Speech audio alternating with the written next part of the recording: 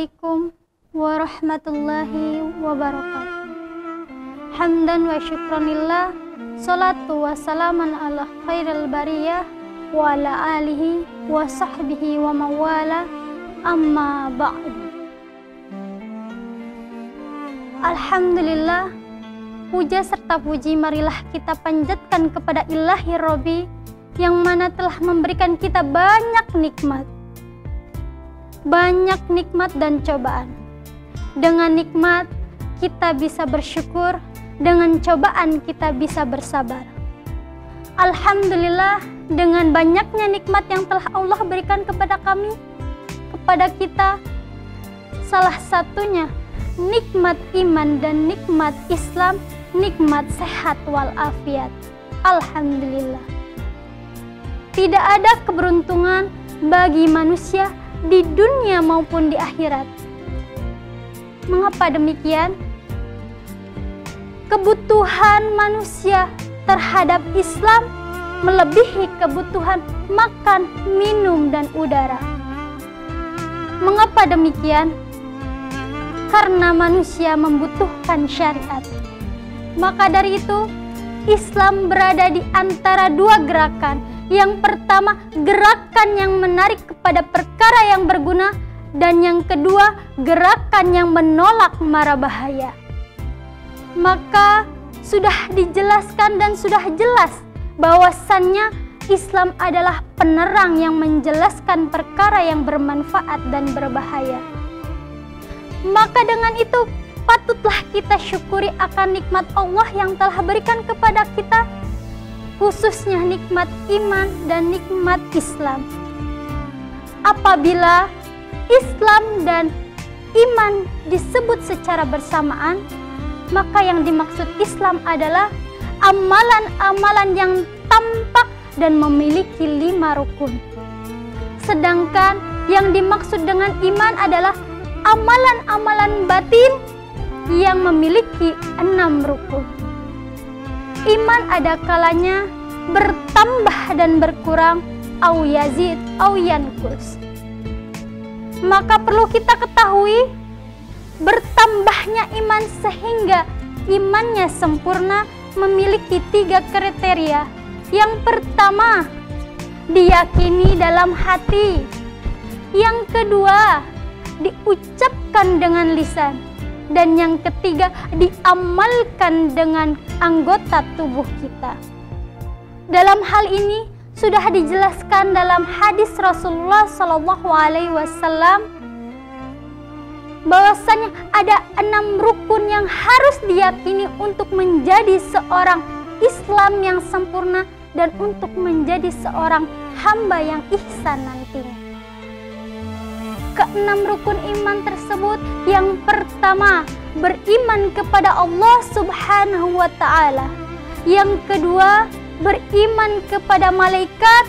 Yang ketiga, beriman kepada kitab Allah.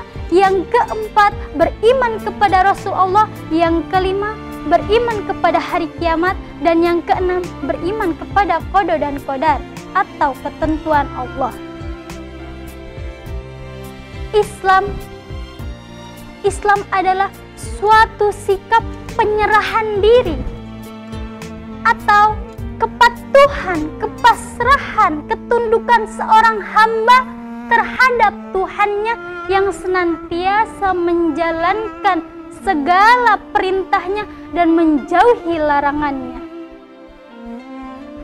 Maka barang siapa yang menyerahkan dirinya hanya kepada Allah Subhanahu wa Ta'ala, maka ia seorang muslim. Dan barang siapa yang menyerahkan dirinya kepada Allah dan selain Allah, maka ia seorang musyrik. Dan barang siapa yang menyerahkan dirinya kepada selain Allah, maka ia adalah seorang kafir yang sombong. Maka telah dijelaskan dalam hadis Rasulullah bahwasannya Islam dibangun di atas 5 rukun. Kelima rukun tersebut, yang pertama, mengucapkan 2 kalimat syahadat. Asyhadu an la ilaha illallah wa asyhadu anna Muhammadar Rasulullah. Yang kedua, mendirikan sholat. Yang ketiga, menunaikan zakat. Yang keempat, berpuasa Ramadan. Dan yang kelima, pergi haji bila mampu. Selanjutnya adalah ihsan.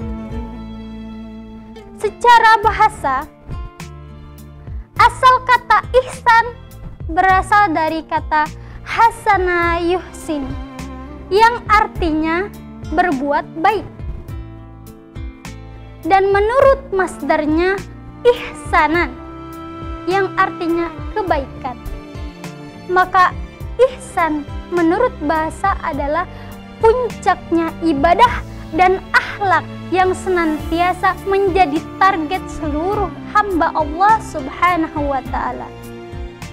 Dalam hal ini pun Rasulullah Shallallahu Alaihi Wasallam telah memperhatikan dalam hal ini, sehingga seluruh ajaran-ajarannya mengarahkan kepada satu hal, yaitu tercapainya ibadah yang sempurna dan akhlak yang mulia.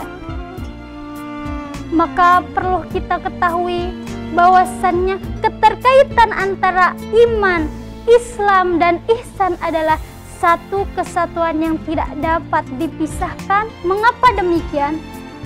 Karena iman adalah keyakinan yang hakiki yang menjadi dasar akidah, dan pelaksanaan rukun Islam dilaksanakan dengan cara ihsan guna memperdekatkan diri kepada Allah Subhanahu wa Ta'ala. Dalam hal ini Sayyidina Ali pernah berkata bahwasannya iman terlihat seperti sinar yang putih. Apabila seorang hamba Allah melakukan perkara yang baik atau melakukan kebaikan, maka sinar tersebut akan tumbuh dan bertambah sehingga hati itu berwarna putih. Dan kemunafikan terlihat seperti titik hitam. Apabila seseorang melakukan kegiatan atau melakukan perkara yang diharamkan, maka titik hitam itu akan tumbuh dan bertambah sehingga hitamlah warna hati. Ketahuilah bahwasannya di dalam tubuh kita terdapat segumpal darah. Apabila gumpalan itu baik, maka baiklah seluruh tubuhnya. Dan apabila gumpalan itu rusak, maka rusaklah seluruh tubuhnya. Apa itu? Ketahuilah itu adalah hati. Maka dari itu, marilah kita ingatlah akan firman Allah dalam surat Al-Baqarah ayat 152 yang berbunyi, A'udzubillahi minasyaitonirrajim, Bismillahirrahmanirrahim. Fadhkuruni adzkurkum washkuruli wala takfurun. Sadaqallahul azim. Yumkin hatta huna kalami. Syukran wa afwan minni. Akhirul kalam. Wassalamualaikum warahmatullahi wabarakatuh.